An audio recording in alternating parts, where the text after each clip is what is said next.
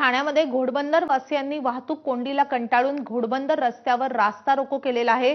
घोडबंदर मार्गावरील नागला बंदर येथे स्थानिकांनी रास्ता रोको केलेला आहे। घोडबंदर मार्गावर पहिलीच कायमच वाहतूक कोंडी होत असते आणि त्यामुळे आज त्रस्त झालेल्या नागरिकांनी रस्त्यावर उतरत हा रास्ता रोको केलेला आहे आणि त्यामुळे स्थानिक नागरिकांनी हा रास्ता रोको केल्यामुळे वाहतुकीमध्ये मोठा अडथळा सकाळी निर्माण झाला होता।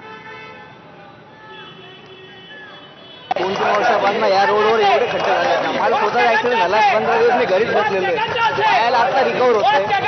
घोडबंदर गायमुख पासून आपला माझेवाडा पण सगळ्या ब्रिजवर तुम्ही कुठेही जा, मोठ्या गाड्यांमुळे एवढा प्रॉब्लेम होतो। लोक अत्यंत वैतागले। सध्या मॅडमने आज आंदोलन केले, त्यासाठी आम्ही आलोय। वाहतूक करणाऱ्यांच्यावर कारवाई केली जाते।